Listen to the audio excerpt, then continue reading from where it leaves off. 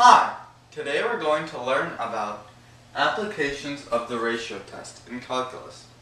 Let's say we have to find the radius of convergence for the summation from n equals 1 to infinity of x minus 5 to the n power over n times negative 8 to the n power. So what is the radius of convergence? Well, the radius of convergence is basically the set of numbers that when we plug in for x, this series will converge. So how do we figure this out?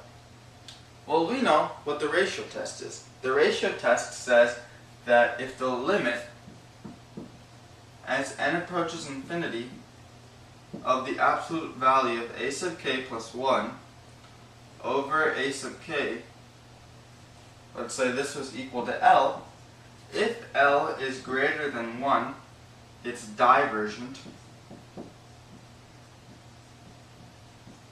If L is less than 1, it's convergent.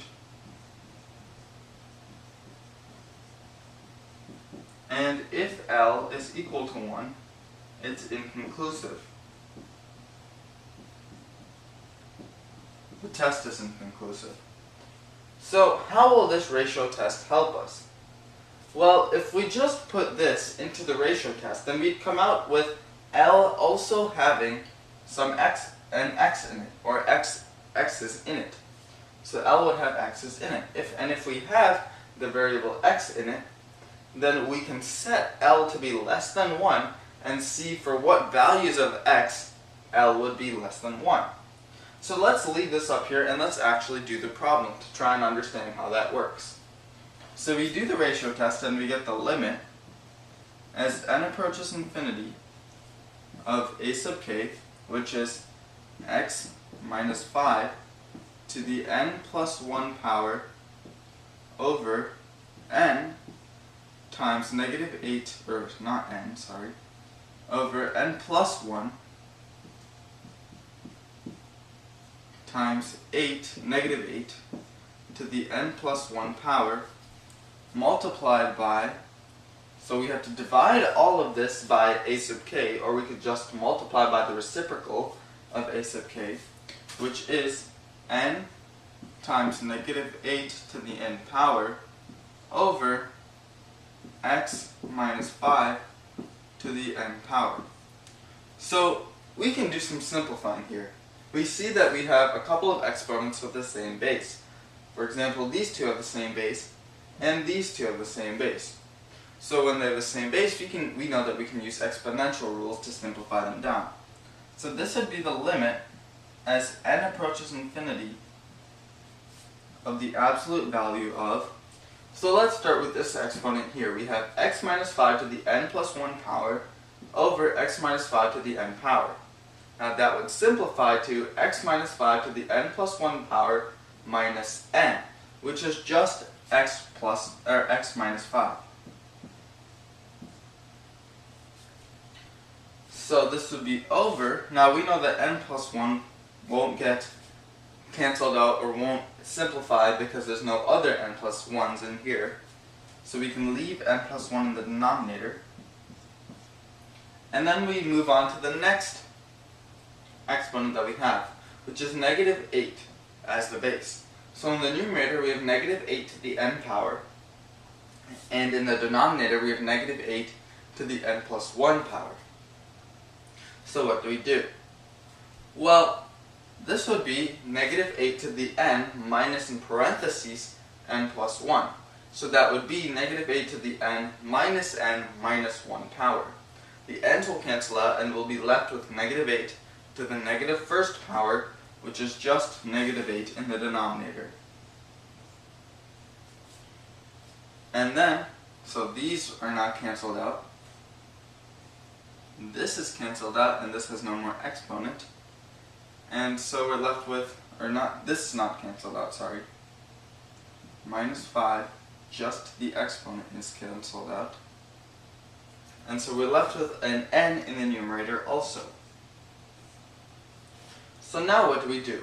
Well, now we can take the constants out of this limit, because we know that the limit won't affect anything without an n in it. So we use limit rules and we can get that the absolute value of x minus 5 times, so this is equal to the absolute value of x minus 5 times the limit. And we can just leave this negative 8 constant inside the limit because it'll still be easy to solve. As n approaches infinity, of n over negative 8 times n plus 1, which is negative 8n minus 8, which is equal to the absolute value of x minus 5 times, so we know this limit will have to be equal to negative 1/8 because it's a rational function, or you could use L'Hopital's rule, and so the limit will come out to be negative 1/8. And so now we have our L. So this is our L. So as you can see, we were right. The L did have an x in it, or the L does have an x in it. So now how do we figure out what the radius of convergence is?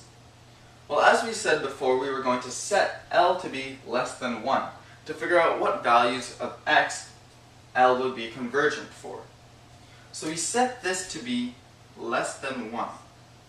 That means that the absolute value, I'm going to move over here, the absolute value of x minus 5 is less than negative 8. Because we just, or you could say, let's just multiply both sides by 8 to get rid of this 8 from the denominator, so we get negative, the absolute value of x minus 5 is less than 8. So that means that the absolute value of x minus 5 is greater than negative 8. So that means that x minus 5 is greater than negative 8 and less than 8. So took a moment to see how we got there. And then we'll move on to the next step.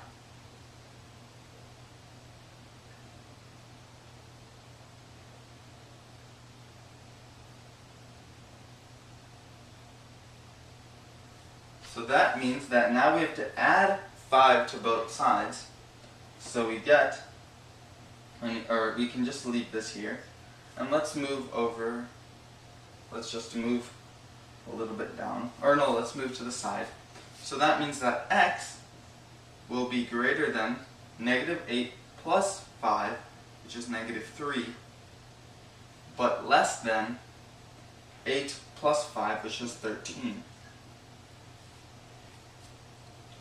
So we have this interval sort of thing, and we don't know whether the endpoints are in there, but that doesn't matter. What matters is we have to find the radius. So when we have like this interval and a radius, that means that the interval is sort of like the diameter. So I'm just going to move up here. The diameter